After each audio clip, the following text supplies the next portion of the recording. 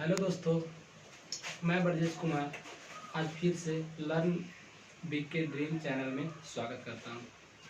और हम फिर आज इससे पहला वीडियो में हम लोग देखे थे स्क्वायर रूट के बारे में, और इस वीडियो में कुछ स्टूडेंट्स ने पूछा कि एसआई के बारे में। तो इस टाइम हम लोग साधारण ब्याज यानी सिंपल इंटरेस्ट फार्मूला को समझेंगे। इसके बाद क्वेश्चन समझेंगे और धीरे धीरे नेक्स्ट टॉपिक पे आएंगे। सो प्लीज बी केयर, इधर ध्यान दीजिए और समझिए सिंपल इंटरेस्ट यानी साधारण ब्याज चैप्टर को।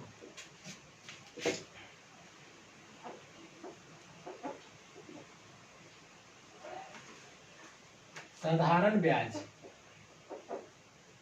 जिसको हम लोग इंग्लिश में बोलते हैं सिंपल इंटरेस्ट।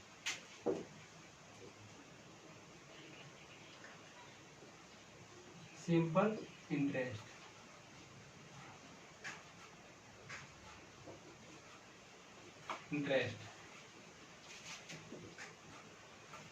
तो ये चैप्टर बनाने से पहले, क्वेश्चन आंसर करने से पहले, सबसे पहले हम इसका फॉर्मूला देखते हैं। जिसको फार्मूला पूर्ण रूप से याद हो जाएगा तो वो स्टूडेंट्स क्वेश्चन बनाने में कभी नहीं घबराएगा और हमेशा उसका क्वेश्चन बना जाएगा। तो देखिए दोस्तों, सबसे जानेंगे साधारण ब्याज यानी एसआई के बारे में।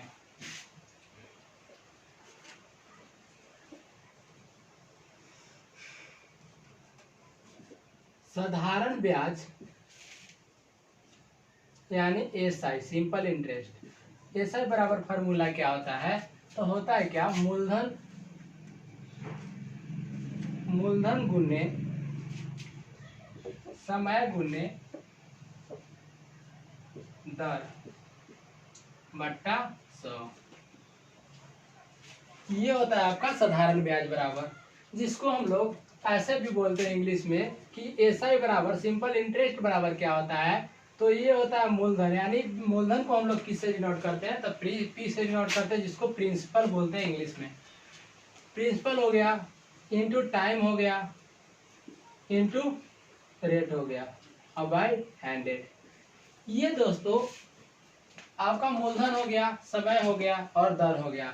जो समय यानी टाइम को हम लोग टी से डिनोट करते हैं, सूचित करते हैं, और रेट को और दर को हम लोग रेट बोलते हैं, आर से डिनोट करते हैं, और बट्टा 100 होता है। ये आपका मूलधन बराबर फार्मूला हो गया। अब दोस्तों एसआई साधारण ब्याज बराबर, अब हम लोग देखेंगे कि मूलधन बराबर फार्मूला कैसे निकालेंगे। मूलधन जैसे पी,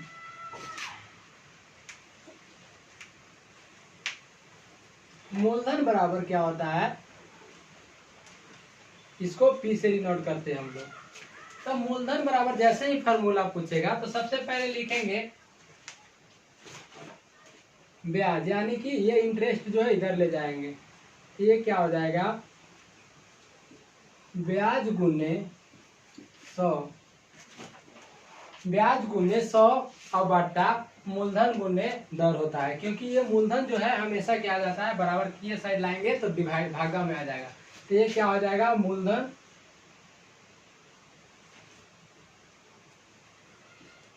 आ गया यहाँ, और फिर क्या आ जाएगा, दर आ जाएगा। दर यानी रेट, दर आ जाएगा। अब दोस्तों जितना इंटरेस्ट रहेगा उतना यहाँ रखेंगे, इतना गुने 100, अब आई मूलधन रखेंगे और फिर क्या रखेंगे, दर। और ये आपका आता है मूलधन बराबर फॉर्मूला। अब दोस्तों हम लोग देखते हैं समय बराबर। इसी तरीके से अब समय बराबर निकालना है। समय बराबर जिसको हम लोग टाइम बोलते हैं, ठीक है, टाइम को टी से सूचित करते हैं। तो ये भी सेम प्रोसेस है, यानी कि ब्याज गुने 100, ब्याज गुने समय बराबर ब्याज गुने 100, और क्या होता है, मूलधन गुने दर।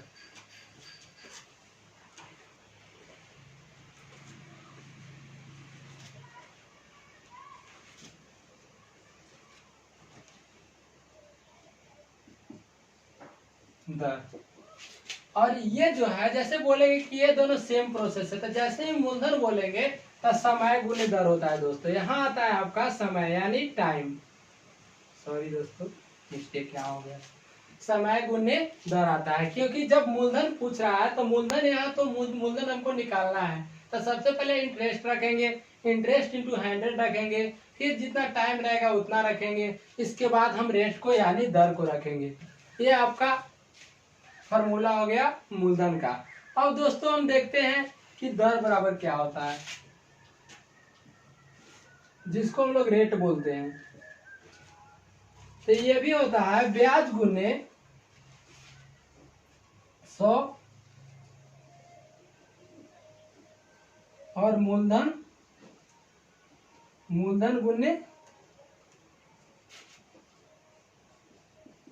गुने समय। इस तरीके से दर बराबर हम फार्मूला सीखे। इसके बराबर देखेंगे, याद रखेंगे हमेशा कि मिश्र धन बराबर क्या होता है। मिश्र धन बराबर क्या होता है, तो मिश्र धन जिसको बोलते हैं हम, मिश्र धन बराबर हमेशा होता है मूलधन प्लस ब्याज, यानी कि जितना मूलधन है उतना लिख लेते हैं हम, और प्लस इसमें इंटरेस्ट को क्या करते हैं, ब्याज को ऐड कर देते हैं, तो आपका आता है मिश्रधन। और मिश्रधन को किससे सूचित करते हैं, तो याद रखिएगा दोस्तों, मिश्रधन को हमेशा ए से सूचित करते हैं। यानी कि कहीं कहीं आप यह भी मान सकते हैं कि ये बराबर फार्मूला क्या होता है, तब P प्लस आई, यानी P क्या हो गया आपका मूलधन हो गया, Y क्या हो गया इंटरेस्ट हो गया। इसी तरीके से दर बराबर, अगर रेट बराबर अगर कोई पूछे इंग्लिश में फॉर्मूला क्या होता है, R बराबर, तब बताना है इंटरेस्ट गुने 100 और बाय प्रिंसिपल गुने टाइम। इस तरीके से हम इंटरेस्ट गुने 100 और P इंटू R, इस तरीके से यहाँ भी हम देखते हैं, हम P बराबर फॉर्मूला क्या होता है, तो इंटरेस्ट इंटू 100 और बट्टा T इंटू R। इस तरीके से हम सारा फॉर्मूला को थोड़ा सा बेस को देखें, और बेस को देखने के बाद दोस्तों हम आगे देखेंगे, और देखेंगे फिर 6 माही, 3 माही और 4 माही किस तरीके से निकाला जाता है, ज्ञात किया जाता है, इसके बारे में देखेंगे। अब समय को देखेंगे साधारण ब्याज में। इससे पहले आप अगर राइट डाउन करना चाहते हैं तो इसको लिख सकते हैं, नहीं तो आप ये जो है इसको स्क्रीनशॉट ले लें, और स्क्रीनशॉट लेने के बाद ये फार्मूला को पूरी तरीके से याद कर लें, तो हमें उम्मीद है कि आप लोग को ऐसा ही सिंपल इंटरेस्ट से रिलेटेड क्वेश्चन, हर एक क्वेश्चन हल हो जाएंगे। इसके बाद दोस्तों हम देखते हैं समय के बारे में, कि इसमें समय कैसे कैसे लिया जाता है, क्या लिया जाता है।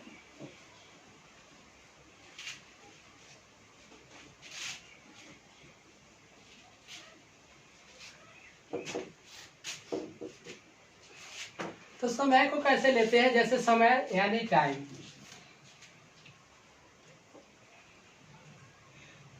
समय यानी टाइम। अब समय कैसे कैसे मानते हैं, यानी कि एक साधारण वर्ष में कितना दिन होता है। अगर सपोर्टेड क्वेश्चन आता है कि एक साधारण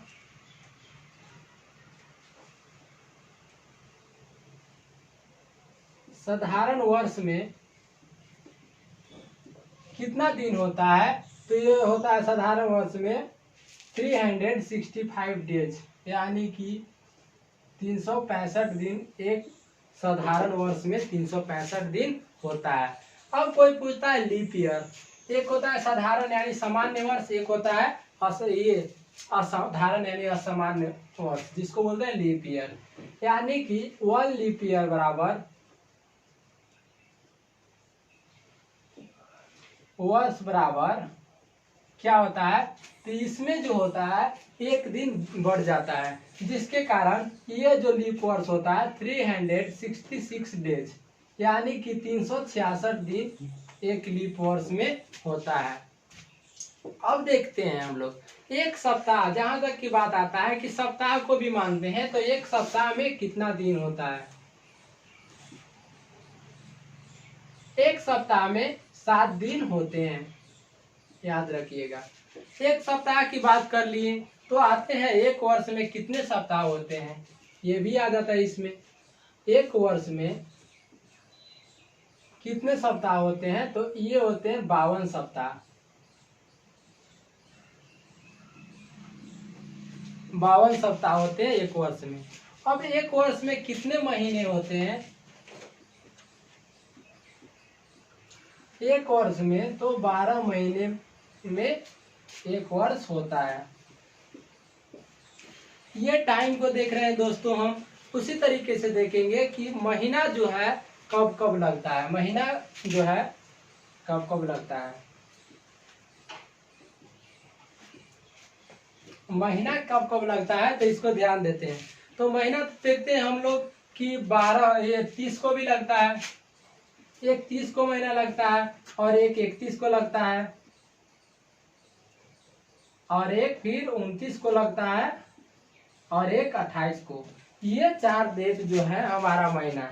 और ये जो फरवरी में जो महीना लगता है तो साधारण वर्ष उसी को बोलते हैं। जो फरवरी में 28 29 को महीना लगता है तो ये साधारण वर्ष।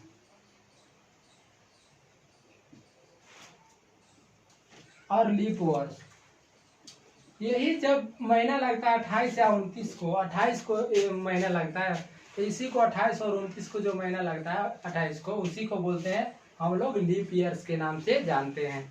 अब देखते हैं दोस्तों, क्वेश्चन में कभी कभी आता है तीन माही। तीन माही क्या होता है और चरमाही क्या होता है, तो इसको देखेंगे।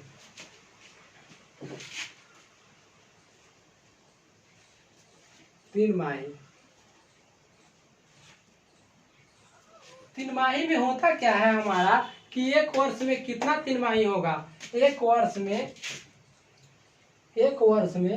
कितना तीन माही होगा। तो एक वर्ष में हम लोग क्या करते हैं कि एक वर्ष में कितने महीने होते हैं, तो 12 महीने होते हैं। तो तीन माही हमको ज्ञात करना है। तो यहाँ 3 से ये 12 को भाग देंगे तो कितना आएगा 4। तो ये एक वर्ष में कितने तीन माही होते हैं बाबू, तो ये होते हैं आपको 4 तीन माही,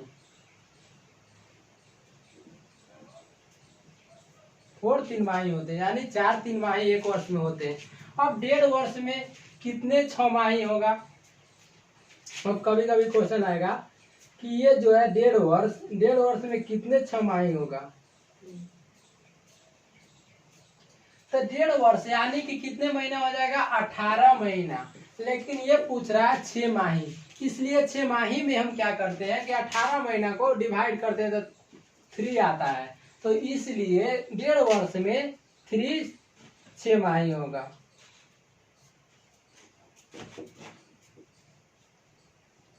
6 माही, ठीक है।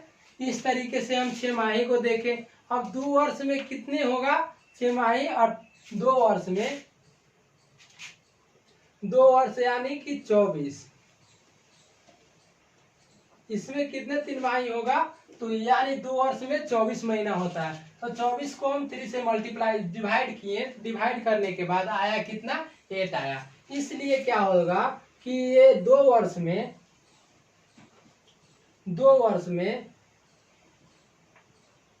8 तीन माही होगा, एक तीन माही होगा। इस तरीके से हम आधा वर्ष में अगर निकालते हैं, आधा वर्ष यानी कि 6 महीना, 6 महीना को अगर निकालते हैं तो कितना आ जाएगा 2 तिमाही आ जाएगा। तो यानी कि हाफ ईयर में कितना आ जाएगा 2 6 माही आएगा, 2 तिमाही, सॉरी। जब तिमाही पूछे तो हम 3 से डिवाइड करते हैं, अगर 6 माही पूछे तो 6 से डिवाइड करते हैं। ये बात याद रखिएगा। जैसे याद रखिएगा कि एक वर्ष में कितने 6 माही होते हैं। अब 6 माही की बात किया जाए, 6 माही, तो एक वर्ष में कितने 6 माही होते हैं, तो एक वर्ष में होते हैं 12 महीना। कितने होते हैं 12। तो 6 माही जो पूछ रहा है यदि 6 से हम डिवाइड करेंगे तो ये कितना आ जाएगा छोटू आपका 2, 6 2 जा 12, इसलिए 2 आया। यानी कि 2 6 माही होते हैं, 2 6 माही एक वर्ष में होते हैं। इस तरीके से अगर देखेंगे कि 1.5 वर्ष में कितने 6 माही होते हैं, कितने 6 माही होगा, तो 1.5 वर्ष में यानी कि हम देंगे 18 वर्ष, और 18 को जब 6 माही से डिनोट करेंगे तो 3, यानी कि 3 6 माही होगा। 1.5 साल में 3 6 माही होगा। इस तरीके से अगर 2 ईयर को निकालते हैं तो 2 ईयर में हो जाता है आपका 24 मंथ, और 24 को 6 से डिवाइड करेंगे तो यानी 4, यानी कि 6 माही कितना आएगा 2 ईयर में, 2 वर्ष में 4 6 माही आएगा। ये आपका सारा हो गया सिंपल इंटरेस्ट से रिलेटेड क्वेश्चन आंसर, ये आपका फॉर्मूला, और इसी फॉर्मूला के माध्यम से हम क्वेश्चन को देखेंगे।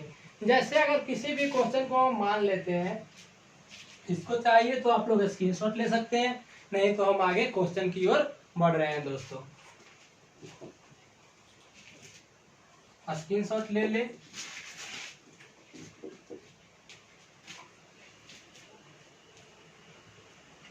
अब दोस्तों हम क्या करते हैं, सबसे पहले क्वेश्चन देखते हैं।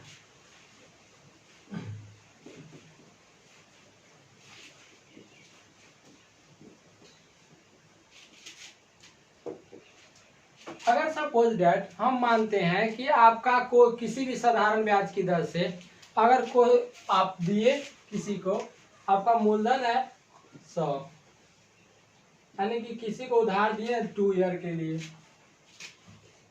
टाइम कितना हो गया 2 ईयर, और इसको रेट दिए आप 5%, यानी रेट कितना है 5%।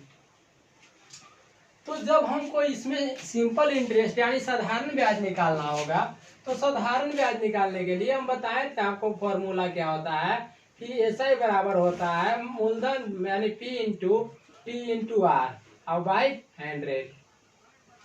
तो क्या करेंगे, आपका P दिया हुआ है 100 रुपीज, और ये टाइम कितना दिया हुआ है 2 ईयर, और रेट कितना दिया हुआ है 5/100। तो 100 से 100 कट जाएगा, यानी कि 10% रेट हमको क्या करना होगा, चुकाना होगा। अगर पूछे कि कितना साधारण ब्याज देना होगा एक्स्ट्रा, तो साधारण ब्याज 10 देना होगा। अगर ये पूछ दे मिश्रधन यानी मिश्रधन निकालने के लिए पूछ देता है ए बराबर, तो ये बराबर क्या बोले थे, ब्याज प्लस एसआई, तो इसको हम जोड़ देंगे, यानी कि 100 + 10, यानी कि 110 रुपया हमको देना होगा 5% के दर से 2 ईयर में। ठीक है, तो इस तरीके से हम ये क्वेश्चन को देखेंगे, और अगला क्वेश्चन को हम बारी बारी से देखेंगे, फिर रेट निकालने के लिए देखेंगे, फिर टाइम निकालेंगे कि कितना तरीके से होता है, फिर अगर कोई क्वेश्चन आंसर हम नेक्स्ट वीडियो में करते हैं दोस्तों। हमें उम्मीद है कि ये आपको फॉर्मूला काफी हद तक अच्छा से समझ में आया होगा। अगर कोई डाउट होगा तो लास्ट में पूछिए दोस्तों। चलो, good bye, best of luck.